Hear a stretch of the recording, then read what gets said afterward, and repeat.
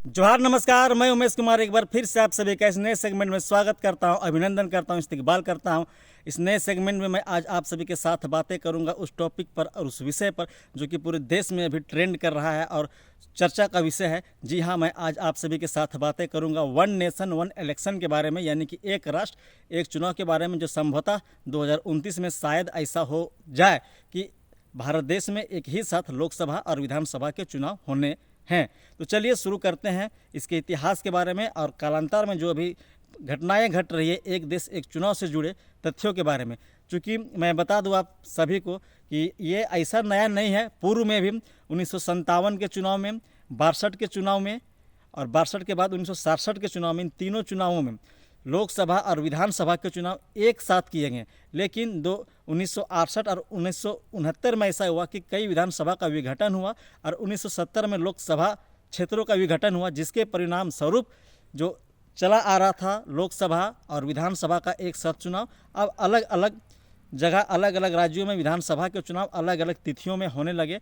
लेकिन अब लोकसभा का चूँकि पूरे राष्ट्र का बात रहता है तो लोकसभा का चुनाव तो एक साथ होता है, लेकिन विधानसभा का चुनाव अलग राज्यों में अलग अलग वर्ष या अलग अलग तिथि में होने लगे।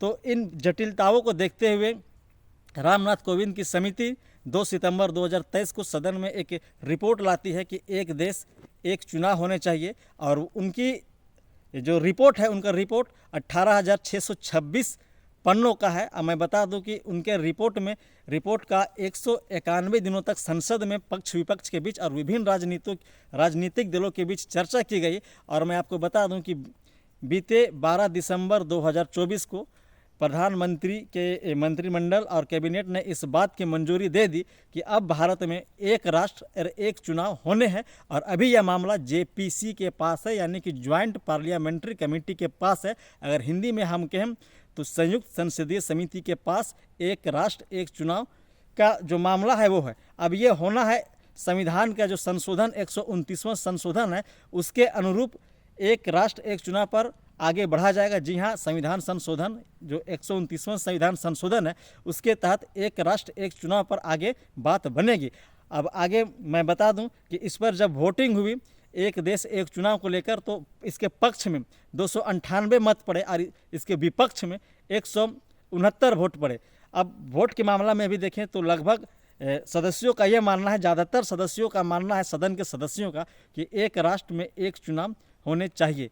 अब केंद्रीय मंत्री, अभी वर्तमान में जो केंद्रीय मंत्री हैं अर्जुन राम मेघवाल के द्वारा यह प्रस्तुत किया गया है सदन में। और यह अभी एक देश एक चुनाव का मामला मैंने बताया कि जेपीसी यानी कि ज्वाइंट पार्लियामेंट्री कमेटी के पास है। और मंत्रिमंडल या मोदी सरकार के मंत्रिमंडल ने व्हिप भी जारी कर दिया है। इस संदर्भ में व्हिप का मतलब होता है कि जब इस पर चर्चा होगा कि यह देश में लोकसभा और विधानसभा का चुनाव एक साथ हो या ना हो, इस विषय में जब चर्चा होगी तो व्हिप कहता है कि सभी सदस्यों का सदन में होना अनिवार्य है, इस चर्चा में भाग लेना अनिवार्य है। अगर जो सदस्य इस चर्चा में भाग नहीं लेंगे तो 10वीं अनुसूची के अनुसार उनकी सदस्यता भी जा सकती है। तो ये तमाम तरह के प्रावधान हैं जो कि अभी किए जा रहे हैं और संभवतः 2029 में एक देश एक चुनाव होगा।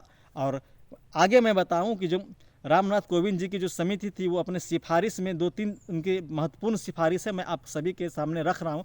पहला सिफारिश कि एक देश एक चुनाव है, और दूसरा सिफारिश कि 2029 तक सभी विधानसभा, चूँकि अलग भारत देश में अलग अलग राज्यों में अलग अलग समय में विधानसभा चुनाव होते हैं, तो इस समिति का, रामनाथ कोविंद जी की जो समिति है उसके अनुसार 2029 तक सभी विधानसभा का जो कार्यकाल है वो पूरा माना जाएगा, चाहे वह किसी का कार्यकाल बच गया हो या किसी का कार्यकाल पूरा ना हुआ हो या किसी का ज़्यादा भी हो रहा हो, तो 2029 तक सभी विधानसभा का कार्यकाल को पूर्ण माना जाए।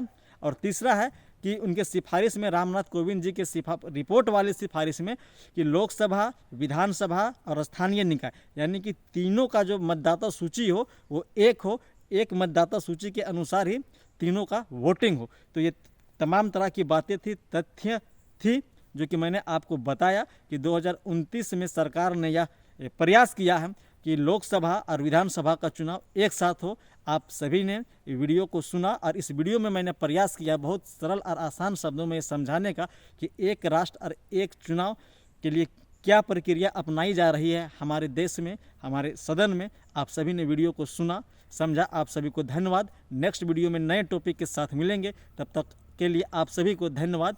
जोहार।